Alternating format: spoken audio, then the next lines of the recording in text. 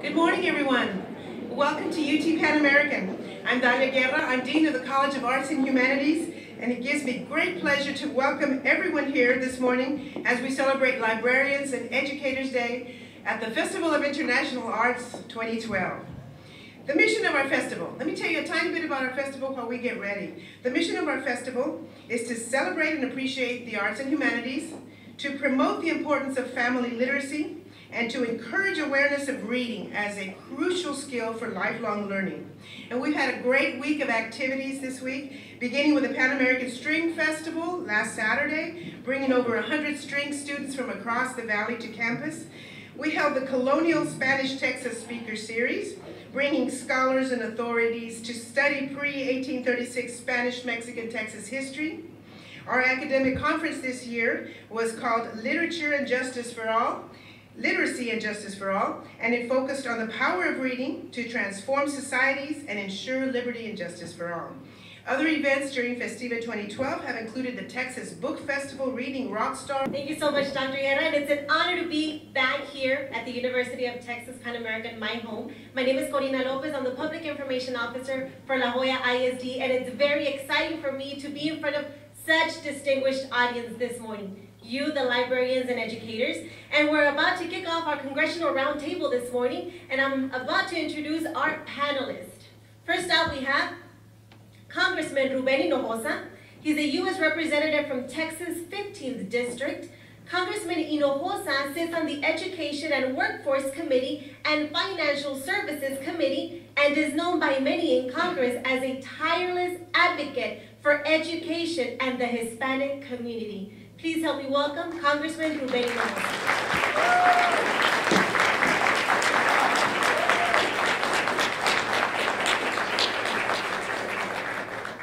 We now have Dr. Robert S. Nelson. He's the President of the United States of America.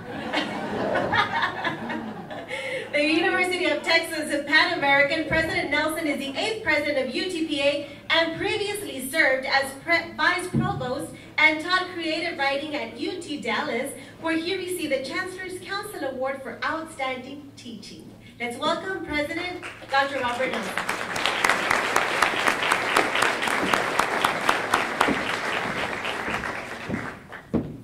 Dr. Judy Cheatham is the Vice President for Literacy Services for Reading is Fundamental, providing RIF with literacy content and research oversight. Prior to joining RIF, played the role of Ugly Betty's father in the popular TV show Ugly Betty. In addition, Mr. Plana is founder and artistic executive director of the East LA Classic Theater, ECT, the nation's only Latino-based theater company that offers professionally performed Shakespeare adapted for youth in underserved communities of color. Let's welcome Mr. Tony Plana.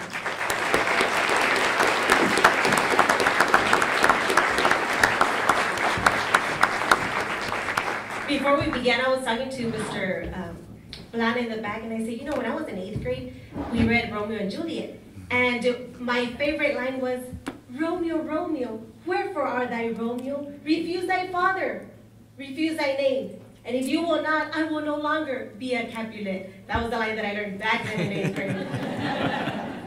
We want to thank our panelists for being with us this morning. And at this time, I'd like to invite Congressman Hinojosa to the podium to say the welcome remarks.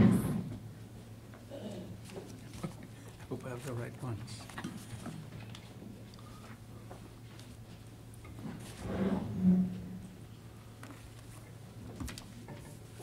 Let's give a round of applause, Congressman Ruben Hinojosa.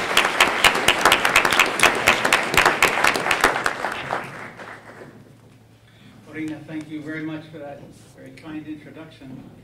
I came in from Washington about 2 a.m. this morning, and I didn't know if I was going to be able to wake up and be able to come before you and participate in this wonderful celebration.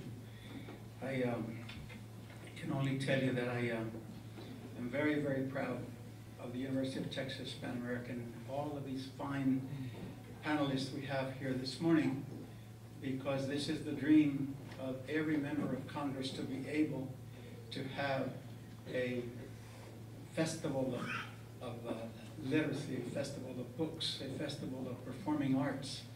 You turn on the TV, this morning I think it was about 8:30, ABC had these great performers from, I'm not sure which of the Asian countries, because the program had already started, but you see the importance of having a well-rounded education program, one that has rigorous educational programs, but that they have athletics, that they have the performing arts of music and theater, and all that is involved. And the very, very basic foundation for that is early reading, where mothers and possibly siblings read to children from cradle until about the time they're 3 years old, because by then they can begin to read. And by the time they're 4 years old, they can begin to peck on a computer and tell you what they read. And I used to not believe that 16 years ago when I got to Congress. I thought that was an exaggeration, possibly a marketing gimmick by some of the software writers. But ladies and gentlemen, I am convinced that what I just said is being done in the developing countries, even those that are very developed and ahead of us in education, and I'm talking China, India, Finland, and many other countries that are way ahead of us in the international scholastic competition. So it is indeed an honor for me to be here today. I was asked the question as a member of the Education and Workforce Committee, what is being done about the reauthorization of the elementary and secondary education, better known as Leave No Child Behind. And the few folks I visited with this morning prior to the startup of this program, I said that it was unfortunate because the situation has changed in just the last few weeks, the last 2 months. I do not believe that Congress will reauthorize the Elementary and Secondary Education Act this year.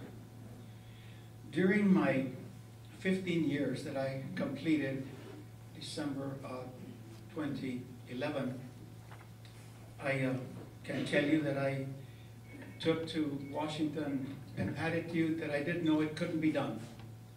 And I decided that I was going to focus on education because I had a very strong commitment and passion for education that started when I first served on the local school board, then the State Board of Education, then the Community College Board of Trustees, and now I'm on my 16th year, or the 8th term of serving on the Education Committee.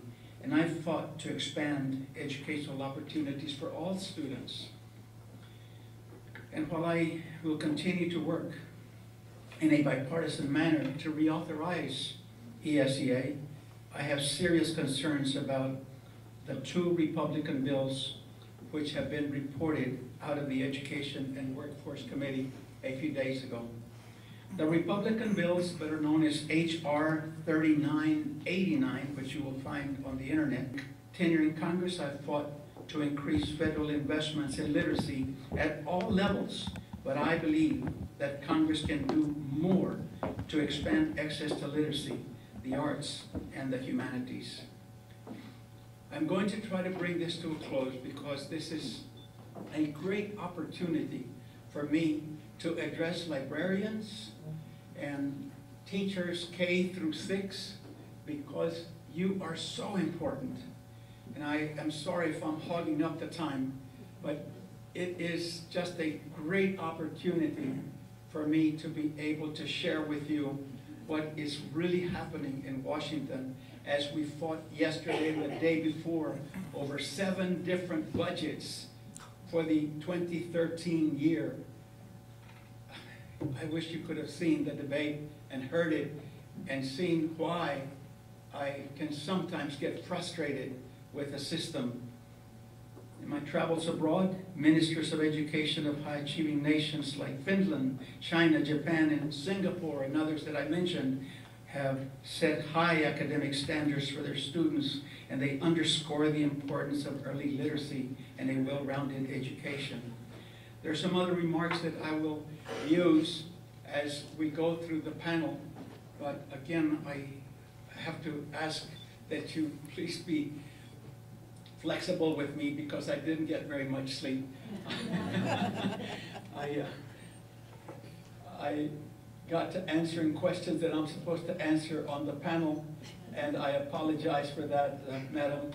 I can only tell you what a wonderful group we have here this morning. Thank you for coming in spite of, as Dalia Guerra said, the storm and what could probably were tornadoes. Thank you for being here this morning.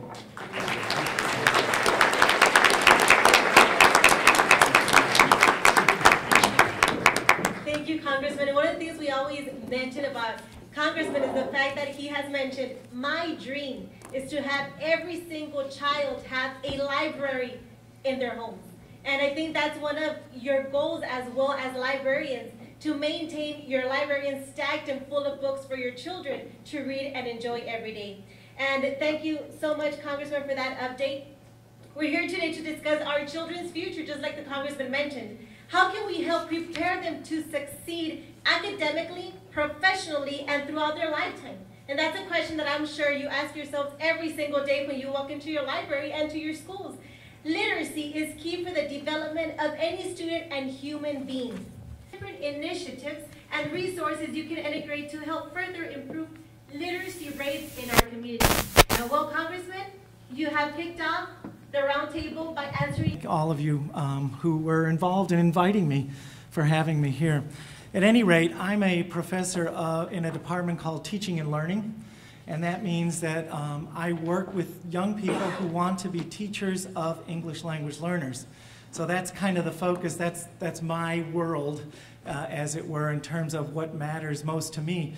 So one of the issues that I see in terms of student progress, student achievement in the schools is that a lot of times schools are simply not teaching English well enough. We don't know enough about how to teach students the English that they need to succeed in the schools and in the programs that we have established for them.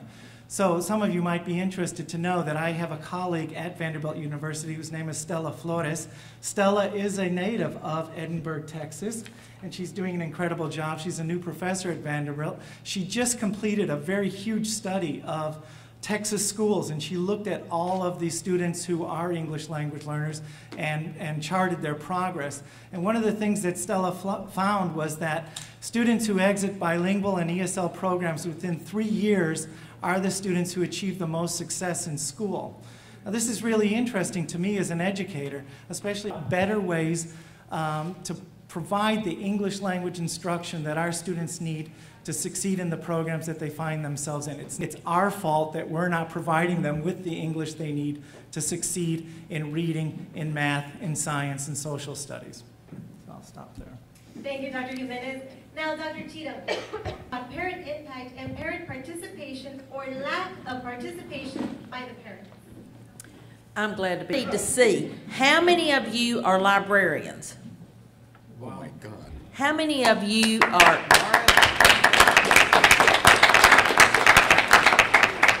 And of course your funds have been cut, haven't they? How many of you are preschool teachers? Head Start, pre-K? How many of you teach pre-K or Head Start? Kindergarten? First grade? Second grade? Some people are lying. Third grade? What the rest of you do? Fourth grade? Fifth grade? There they are. There we go. All right. Well, I want to talk about parents. We know about 9 things. If you take the research on parents, typically there are about 9 things that parents are telling us. They don't come to school because they don't think you want them to come to school. They don't think that you think that they have anything to offer. They don't think, and when I say you, I'm talking about me too, because I taught public school. My world, you've been in the same boat. it's the typical lack of childcare and lack of transportation. But so many things now, when we communicate with parents, we don't do it in language that Appalachia, some of the poorest counties and least educated counties in the country. I really learned my lesson there. I watched these parents, and I'll tell you this one story. She wanted to go to school to advocate for her child, so she couldn't read. She had gone through the Harlan County schools, but she truly did have serious dyslexia. You tell what's the top of the page. And the neighbor said, well, you look for a gap up at the top of the page. So Atlina goes into the school, she talks to the teacher, with no disrespect, thinking it was a joke, the teacher said to her, what's the matter, can't you read? And so she never went back to school. There are about 93 million, it's 46%. Sometimes we write these things that we send home to children like we're writing them for the principal or for the congressman here, not for those 46% who have trouble reading. I'm telling you this because you're educators and librarians. On the Reading is Fundamental webpage, you can find, you see this right here? This is for teachers, there's one for parents, there's one for community-based folks. It's one page, and you print it off. It's set like a lesson plan. It has math, it has social studies, it has the arts. You can print these off. This is a vocabulary scaffold.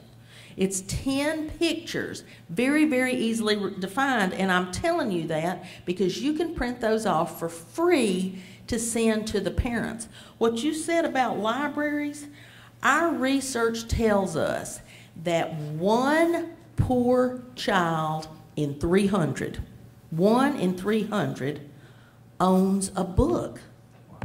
And what they're telling us, I've seen that study, and I went ahead and said, go ahead and say 1 in 300, because what the research really says is 1 in 367, 1 in 386, 1 in 400, and we're saying 1 in 300 to be conservative. Send those books home. Go to the book sales.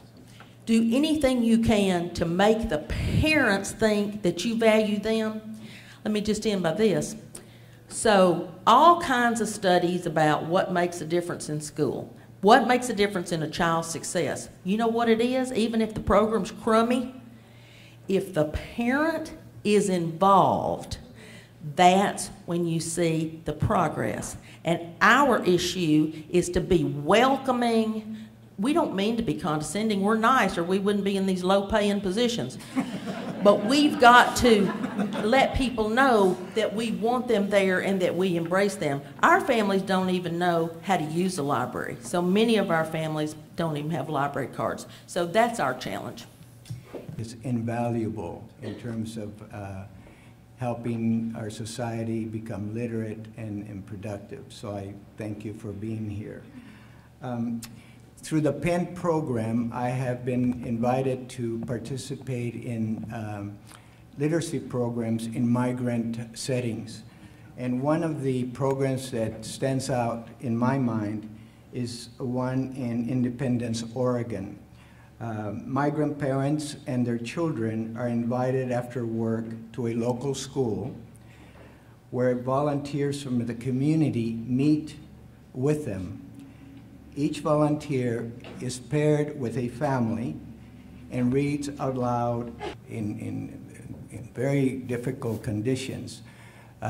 Would volunteer to come after work into the school setting, and then they would bring atole and pan dulce, and they would socialize and get to know each other and support each other in helping their children learn to read as well as they, because some of the parents were not literate. And so with the volunteers, the parents were learning how to read alongside their children. And to me, that experience has been very inspirational. And so given the opportunity, I think parents will get involved as long as they are made to feel comfortable in the setting, and as long as they are respected and the work that they do is also respected. Increase literacy rates amongst children of the Rio Grande Valley. Why is it important for UTPA to help our Latino community achieve the goal of literacy for every child?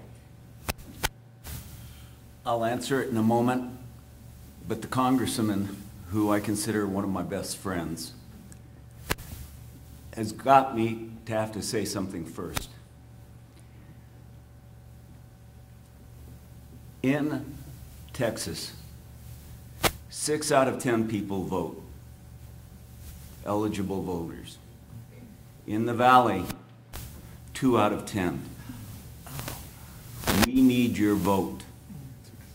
We need your vote to help us with the Pell Grants, to help us with Title I, to help us with Title V. We need your vote to make sure that Texas Grants is still here for our students.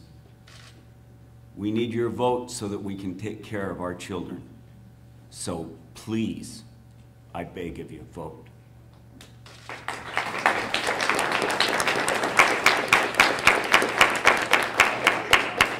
And I'll tell you what Pan American is going to do, and I'm turning over my notes, and I'm not going to read it. How many of you graduated from Pan American? Woo! Go Bronx! Go Bronx! That's exactly right. That's what we're doing. We are educating people. We are reaching out into the community. Right now in the state of Texas, 50.2% of the students are Hispanic students in high school. 86% of my kids at this university go home and speak Spanish at home. We are reaching out in every way we can, and we have to. Let me tell you how good you're doing, because you're doing a great job, librarians and teachers. You're doing a fantastic job. 10 years ago, 68% of the students who came to Pan Am had to go into remedial education. 68%. They weren't ready for college. 4 years ago, 37%. This year, 16%.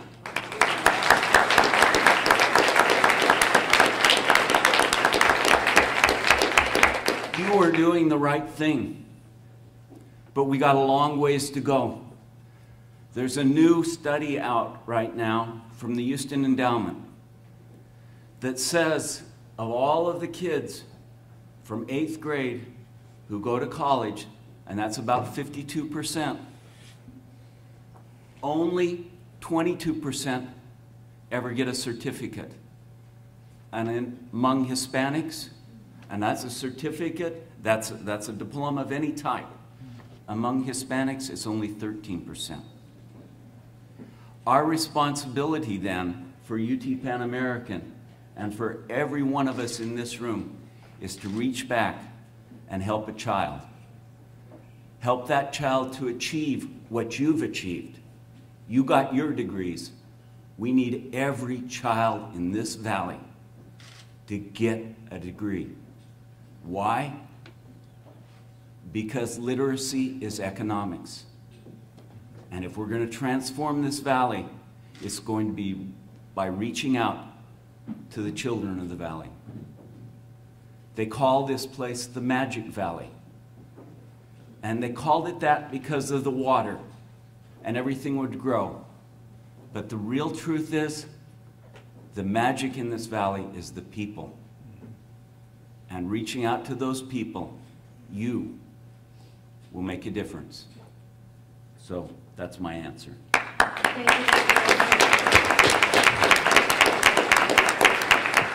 And if you pay very close attention, ladies and gentlemen, the underlying factor here is you are in the 40 different forms, including the arts. Aside from being actor and director, you're executive artistic director of the East LA Classic Theater. Can you please share with us more information? Thank you. I became involved with this, the process of education about 15 years ago. And at first, we were just wanting to enrich the education experience through the arts, and because that was a perception of how to use the arts in the schools. But as we became more involved, it became very clear to us that the arts, especially given the contraction in monies available for education, that we had to change our approach.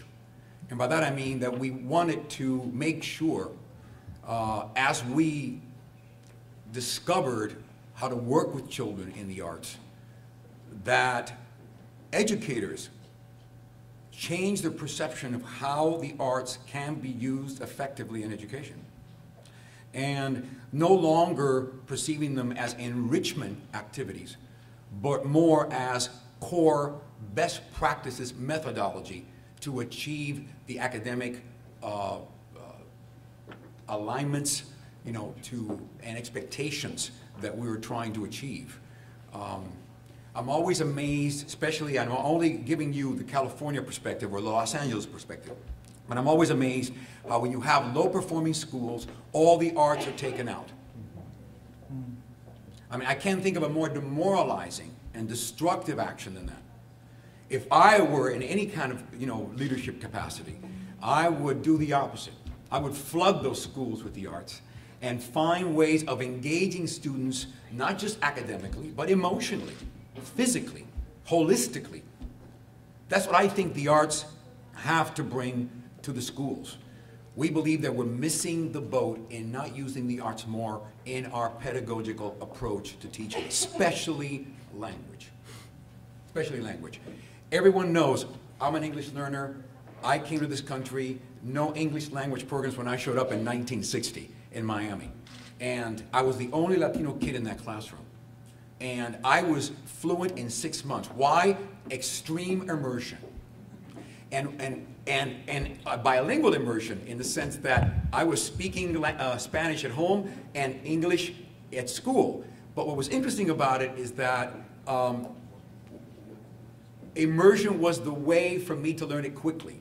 I believe that the arts, especially theater, is a wonderful opportunity for teachers to create immersion-like experiences in the classroom that create an interactive and a more involving model to really accelerate, facilitate language acquisition. Not to mention all the other holistic benefits that come from doing theater and doing the arts. So that's been our approach, more so in the last 10 years of really proving that the arts are a wonderful way to create more connection to the school on a more emotional and cultural level. Thank you, Mr. Plana.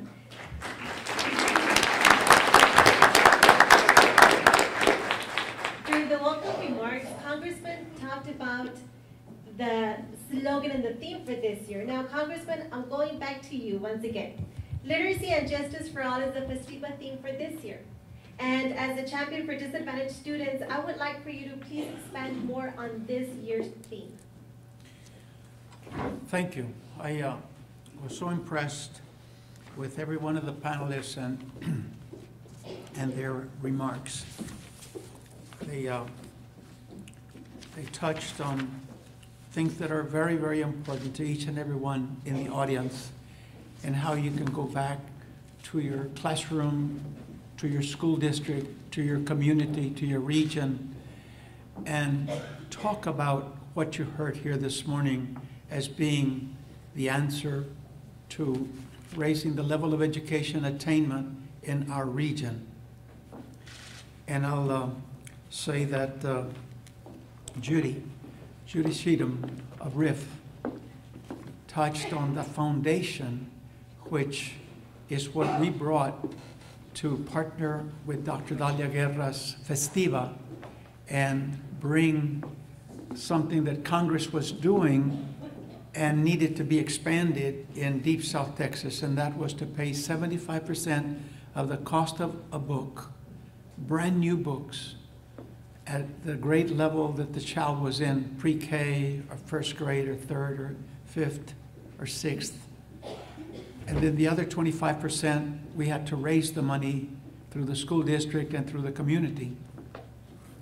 And the reason that I brought it and created South Texas Literacy Coalition with all the districts from Laredo to Brownsville and in between, and all of the community colleges and all the universities, is because we needed to leapfrog the improvement. We'd waited too long to get books in the hands of these children. And I'd be proud to tell you that over 450,000 books have been given out in just the last 2 years, every 3 months. Katie, who was 2.5 years old, is to graduate in June of this year. She applied to 10 colleges and universities and got accepted by every single one of them.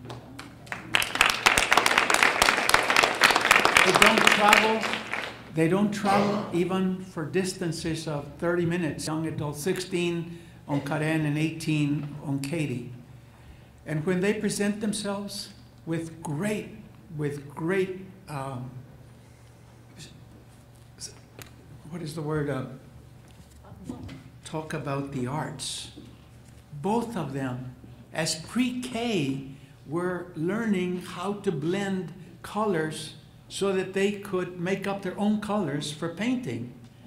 And you ought to see Katie's oil works today being featured in some of the best schools that they attend. Public schools, by the way. It is just the right thing to do. But you've got to have the rigorous educational programs like we are having here in these last 15 years that I've been very involved.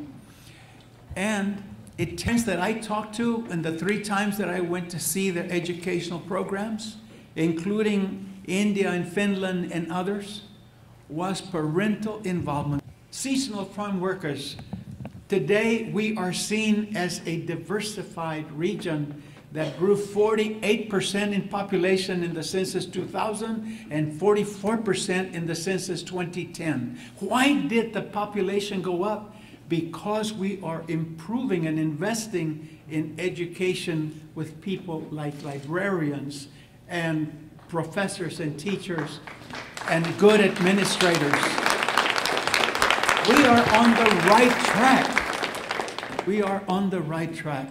So I just want to reemphasize that this FESTIBA today is something that is a jewel that other members of Congress wish that they had. So keep it up, Dr. Guerra and Dr. Nelson and all of you who are helping make it possible. Thank you.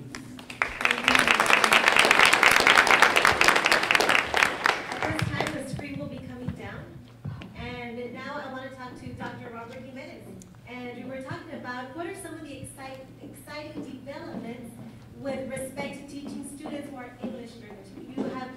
You've heard from your other panelists that were English learners. Right. Thank you very much. I would just like to reiterate a little bit of what we've been hearing about the importance of parents. I've got a 16-year-old right now in high school, Valenzuela, professor here at UT Austin. And she wrote, in her book, she says that the young people, and this was in a high school in Houston, when they were complaining about the schooling that they were receiving, then we might be willing to put a little more effort into the schooling that we're engaging in. Another really interesting study that I'm familiar with, written by Flores Gonzalez, in a high school in Chicago, with, think about that, one caring adult, somebody that student knew and could talk to on a regular basis. So one of the things that I said earlier is that we're not teaching the English that students need to succeed in school. They come out of understand their culture, who don't understand their families, don't understand the world that they grew up in. So what do we do about that? Well, my colleagues and I, at Vanderbilt are working really hard on a new approach to helping students learn English. And interestingly enough, one of the reasons we're not teaching them English is because we ignore the language they speak when they come into school. We're not making maximum use of the language that they speak. So I'm going to try to get work funded that says these kids are incredibly smart and we have to figure out better ways to get them involved. You have an extremely difficult time convincing people in the Department of Education to provide just a little bit of money to promote that sort of work. Thank you so much. Nothing new under the sun but teaching in a context. The reason drama works so well to learn language is it gives us the stream of speech. I mean, people learn how to talk. Everybody who's been born who doesn't have some kind of oral or cognitive problem has learned how to talk. You all know how to talk. I know how to talk. Did your mama say, okay, baby, today we're going to talk about B? Buh. I'm going to say it 3 times. Buh. Now you say it, baby. Baby, you can't say it, so I'm not working anymore. No parent says, okay, baby, we're going to do our ABCs. Parents teach things in a context. I actually have brought Congressman Hinojosa a book because we at RIF love Congressman Hinojosa. Do you know this book, Z is for Moose? It is hilarious. It's just now come out. Think of how boring we typically teach the ABCs. Does anybody ever come up to you and say, what's your name? A. Where do you live? B, C, D. That's not teaching in a context. So here's a little child. What do you have to know to speak? Well, you have to know vocabulary. This is about this moose who cannot stay out of the spotlight. So you're using a book with a baby that we think parents intuitively do, but they don't. If our parents have not been read to themselves, they don't know how to use a book. So this has vocabulary. It has this hilarious character. We get B is for ball, C is for cat, and here comes this moose who is a show-stealing hog, and he wants D to be for moose. He wants E to be for moose. He keeps hogging himself. He's hiding in the kangaroo's pouch. It's darling because it does teach the ABCs, but it teaches about animals. It teaches about cooperation. You can draw it. It incorporates the arts. What the research says is that the more we integrate language components in meaningful ways, children are going to remember it.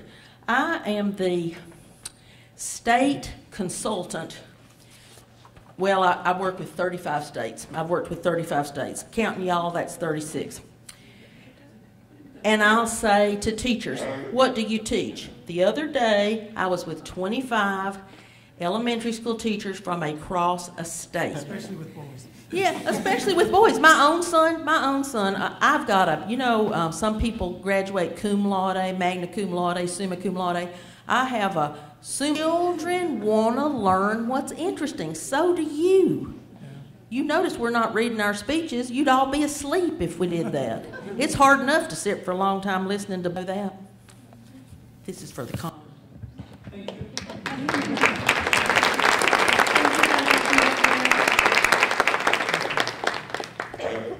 Now, we've been talking about promoting literacy, but Dr. Guimaraes, share with us professionally what opportunities you've had to promote literacy. Before I talk about the opportunities, I want to give a little bit of my own background.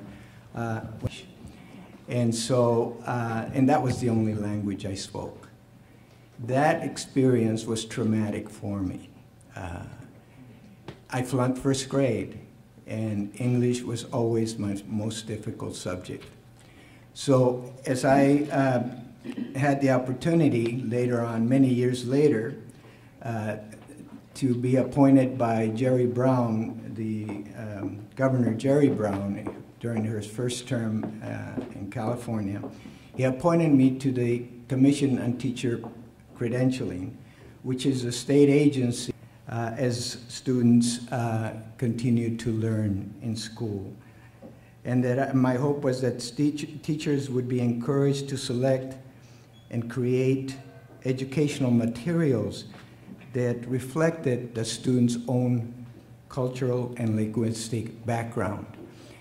Many years ago, we didn't have what we have, writers, Chicano writers or Mexican-American writers like Dr. Lorna D. Cervantes, who's here present, or that if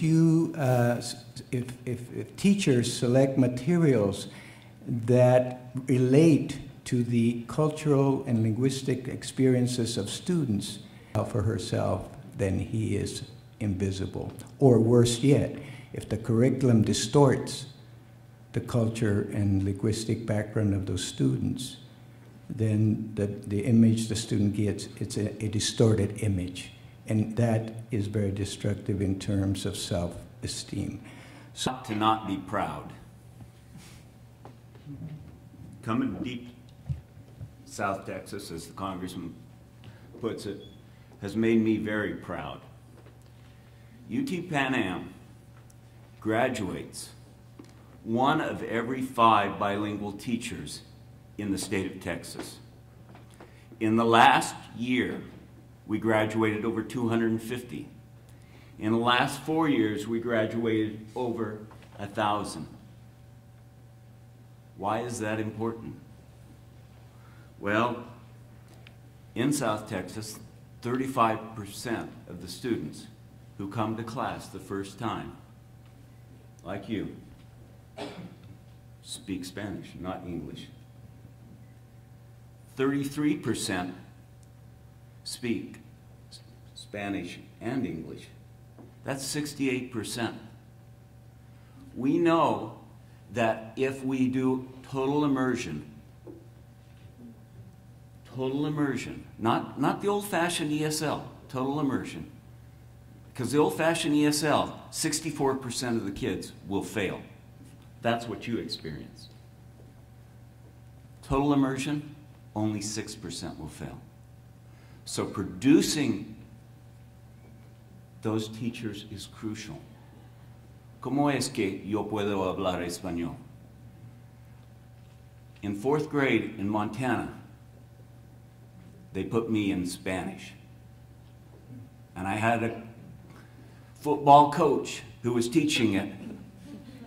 And he was one tough SOB.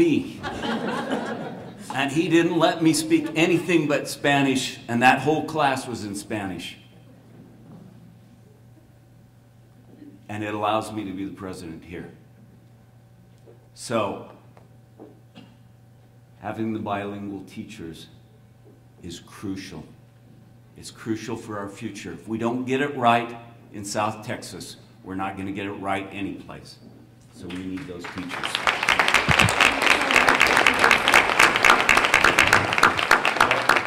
FESTIBA gives you the opportunity to network, to know other people. Yet, Mr. Plana, what kind of resources are available in theater arts for educators and librarians to help their students read and write better? Okay, this is a longer discussion than this answer. I'm glad that I'm going to have a chance to speak to you about this later. But a couple things. I mean, the things that we've been concentrating on are we call them the 3 legs of the educational stool, and that is you've got to deal with the children and how they're learning. Okay, our program or our approach is called culturally responsive process drama, and it kind of includes a lot of the things we've been talking about in terms of engaging children where they live, culturally and also intellectually, even physically. The integration of those elements in this process is really, I feel, the key to truly engaging them where they live. New York Times just came out with an article about the fact that African American children and Hispanic children are experiencing 2 to 3 times disciplinary action, suspension, expulsion, and criminalization. So what's going on, right? Our Latino kids and our black kids are getting singled out in terms of disciplinary action. They're not quite fitting into the system. Our concern is that it's a one-size-fits-all approach. And if you don't fit into that approach, then you are basically, expelled, literally and figuratively, from that approach. We need to meet our children where they exist. And unfortunately, or fortunately, however way you want to look at it, they're not visual auditory learners in general. They are kinesthetic learners. Our concern is that we are still using a very antiquated approach to the way we teach our kids. And that the way we have to do it is we need to, first of all, teach them from the inside out. And like someone was saying, find them where they live, culturally and personally, and have them connect to language personally and culturally. And secondly, we need to teach our teachers how to teach that. I believe process drama is the ideal way to teach them language. And thirdly, we need to use the same approach to the way we teach our parents. I mean, the biggest problem with education today is that the parents are disconnected. I mean, those 9 things that you were mentioning, you only got through 3. I wanted to hear the other 6. But, if we don't fix the problem with the parents, we're not going to fix the problem. Latino and black kids experience the highest regression when they're out of school. Why is that? Something's not happening at home, okay?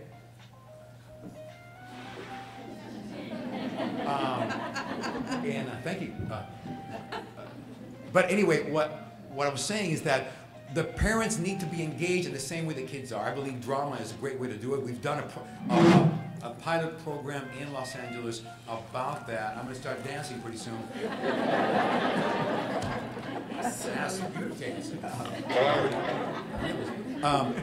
So anyway, my contention is that the parents are key to getting involved in terms of being better parents, but also becoming learners themselves.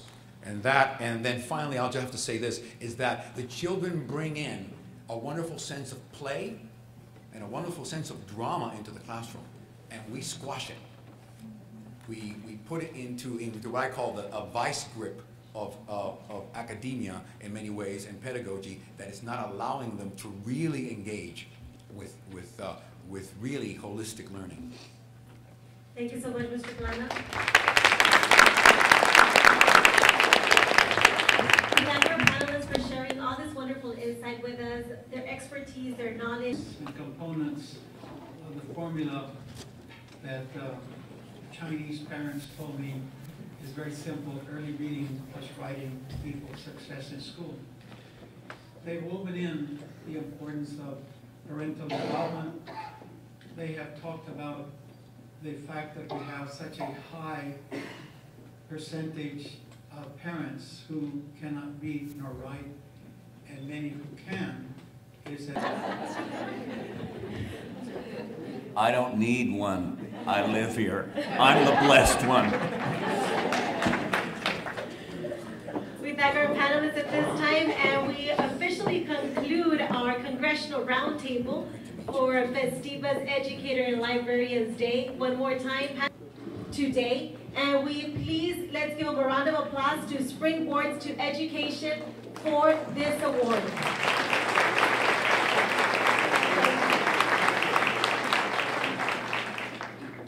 We will be giving out the check, doing the check presentations, and I'd like to invite to the front Alexa Tressler from Dustin Michael Secular Memorial Library, Myra Morales from Edinburgh CISD E.B. Guerra Elementary to join us here in the front.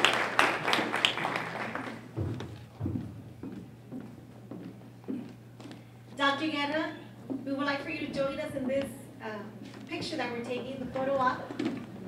For my Educator Rocks Award, brought to you by Springboards to Education, we have Alexa Tressler and Myra Morales. Let's give a round of applause, ladies and gentlemen, these librarians and educators.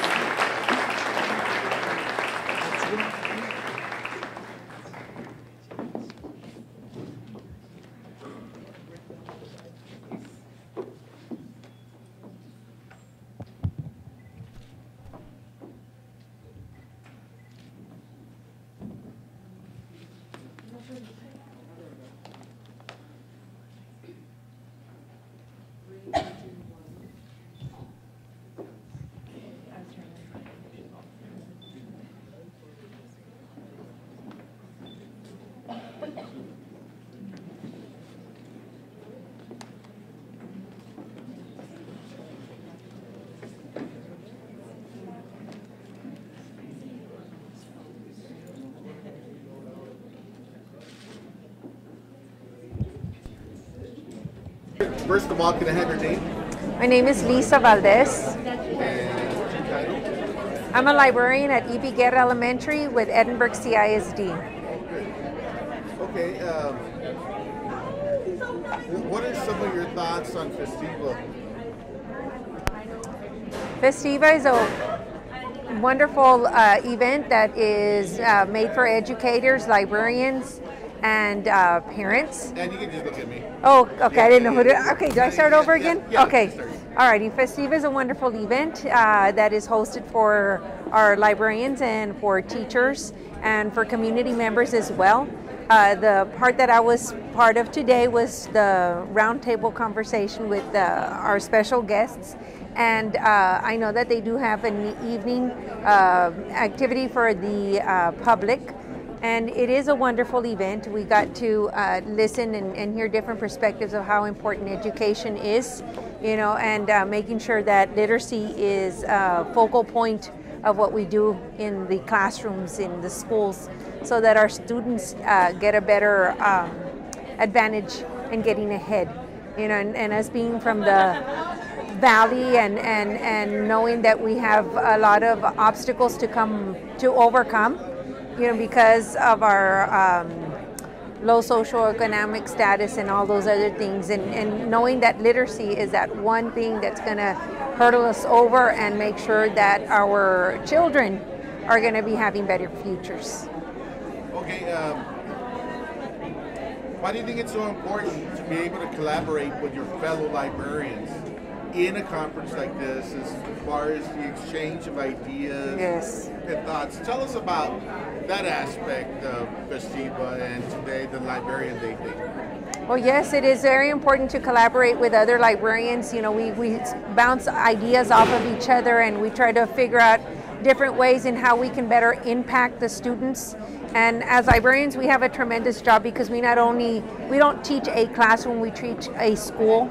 You know, and so how is it that we're going to be making a bigger impact? You know, and a lot of the collaboration, it's not only within the librarians, it's talking to the other teachers within our campus, so that we play a bigger role and making sure that our students succeed. Okay, what are some of the ideas, if any, that you're going to take back with you to your school or to your library from that you might have picked up from FESTIBA, whether this year or in the past, or is there anything that you're? Well, this is my first year in attending FESTIBA, and I'm very happy that I was given the opportunity to attend. What would I take back with me? Sometimes we get so caught up with everything that we're doing at work, and we tend to lose sight, and remember where these students really come from. And you need to take a step back and remember that, in the lack of resources and things that the students have at home, and then making sure that we, in our part at school, do our best to supplement that and make sure that these students do get what they need. So you kind of think that this is like that shot in the arm, like when you're at work, you're so focused on your work that you forget the big picture, this kind of... Well, not that we forget. It's not that we forget what we're there for, because we all know that we're there to educate our students. But sometimes, I guess we need to take a step back and really think about where our students are coming from. And how does FESTIBA help? I know he made a very good point. One of the speakers made a very good point in stating that so that it could, I'm sorry, I'm getting nervous. No, don't worry. We had it. Yes. Yeah, okay. Okay. So, stop that one, because I can't express that one. I'm so sorry. Don't worry. Okay. Alrighty. No problem. Is there anything else that you'd like to add that you would like to touch upon that maybe I didn't ask you? Not right now. See, this is the first time I've attended, and so I haven't gotten the full effect of it. I'm making plans to come this evening to get a better picture and see how, what I'm interested in really is seeing how the community is going to participate and take part, because as they were saying earlier, it's that parental involvement that we need, and these events that are free to the public, that that the children are gonna, come on mom and dad, let's go, and vamos, let's take me out there to learn. This is what the parents need, because some people cannot take their children to certain places and get all those other neat experiences, and yet FESTIBA is bringing that to the community here, and I think that's going to be a fantastic event. Thank you very much. You're welcome.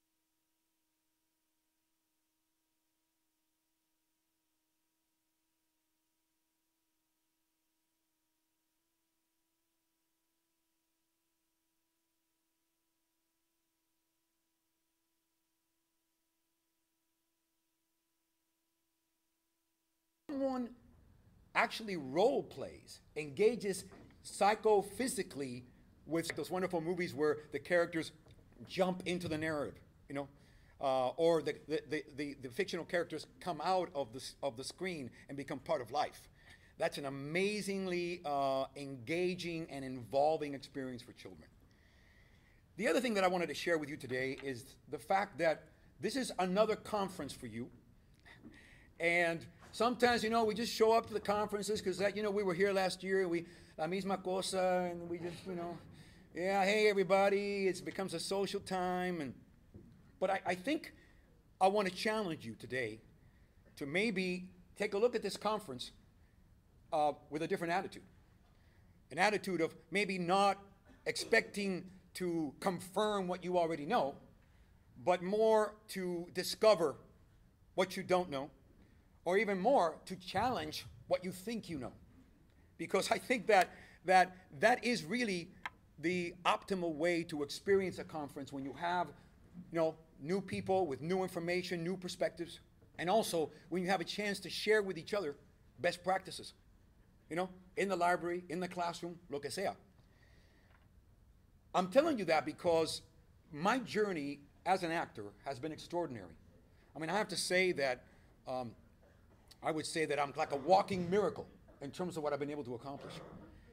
When you realize that 95% of our union, Screen Actors Guild, and they represent 100,000 in LA, I don't know how many